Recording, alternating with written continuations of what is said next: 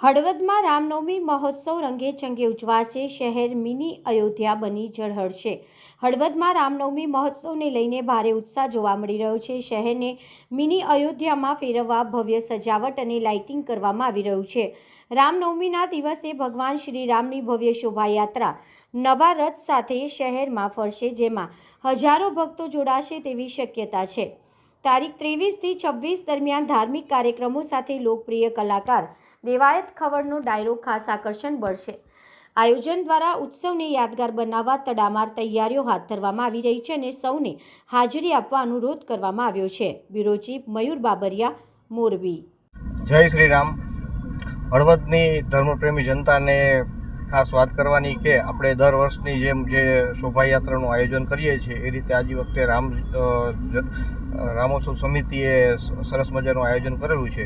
તો દરેક હળવદની ધર્મપ્રેમી જનતાને અમારું ભાવભીનું આમંત્રણ છે અને અપીલ છે કે વધારેમાં વધારે લોકો આ શોભાયાત્રામાં જોડાશે। અને એની રૂપરેખા આપીએ તો શ્રી રામ મહોત્સવ સમિતિની શોભાયાત્રા શ્રી લક્ષ્મીનારાયણ મંદિરથી નીકળીને બપોરના અનુકૂળ સમયે ટાઈમ આપી દઈશું। અનુકૂળતા સમયે ત્યાંથી નીકળીને 4:30 વાગ્યે ત્યાંથી નીકળીને આપણે દરબાર નાકેથી થઈને ધાંગધ્રા દરવાજાથી લઈને સરા નાકાથી લઈને દત્તાત્રેય મંદિર, દત્તાત્રેય આનંદ પાર્કથી આઈટીઆઈથી આપણે સરા ચોકડીએ થઈને આપણે વૈજનાથ મહાદેવ મંદિરે પૂર્ણાહુતિ ત્યાં આરતી ઉતારીને આગળનું આયોજન આપણે સરસ મજાનું ત્યાં કરેલું છે। તો બધા લોકોને અમારી ભાવભીની આખો રામોત્સવ સમિતિની એક ભાવભીનું આમંત્રણ છે અને અપીલ છે કે વધારેમાં વધારે બહોળી સંખ્યાની અંદર અહીંયા હાજરી આપે અને આ શોભાને સરસ રીતે શોભાવશો। જય શ્રી રામ। આપણે દર વખતે જે રામોત્સવ સમિતિ દ્વારા હળવદ શહેરની અંદર આ ચોથું વર્ષ છે, જ્યાં આપણે ભગવાન મર્યાદા પુરુષોત્તમ શ્રી રામની શોભાયાત્રા કાઢવા જઈ રહ્યા છીએ। એમાં આ વર્ષે વિશેષ કરીને જે આપણા વિશ્વ હિન્દુ પરિષદના શ્રદ્ધેય અશોકજી સિંહલની જે કલ્પના હતી કે જે ગણપતિના 10 દિવસના કાર્યક્રમ થાય, નવરાત્રિમાં મા નવદુર્ગાના જે 9 દિવસના કાર્યક્રમ થતા હોય એ રીતના પૂરા ભારતમાં રામોત્સવના પણ કાર્યક્રમ થાય, તો તે કલ્પનાને આકાર આપવા માટે આ વર્ષે હળવદની અંદર વિશેષ તારીખ 23 થી લઈને 26 સુધી 4 દિવસ રામોત્સવનો કાર્યક્રમ યોજવામાં આવ્યો છે।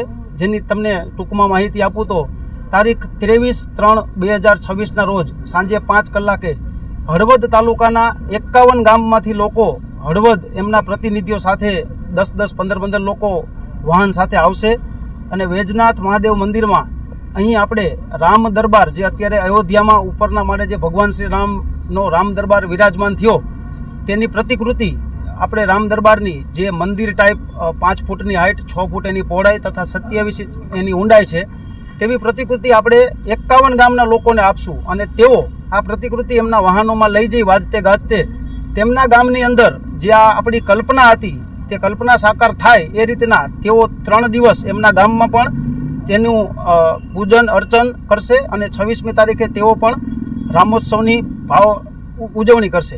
ત્યારબાદ તારીખ 24/3/2026ના રોજ રાત્રે 9 કલાકે ગુજરાતના સુપ્રસિદ્ધ ખ્યાતનામ કલાકાર શ્રી દેવાયતભાઈ ખવડ, જેઓ લોક સાહિત્યકાર છે તથા ભજનીક પણ છે, તેમનો એક સરસ મજાના ડાયરાનું આયોજન પણ રામોત્સવ સમિતિ દ્વારા કરવામાં આવ્યું છે।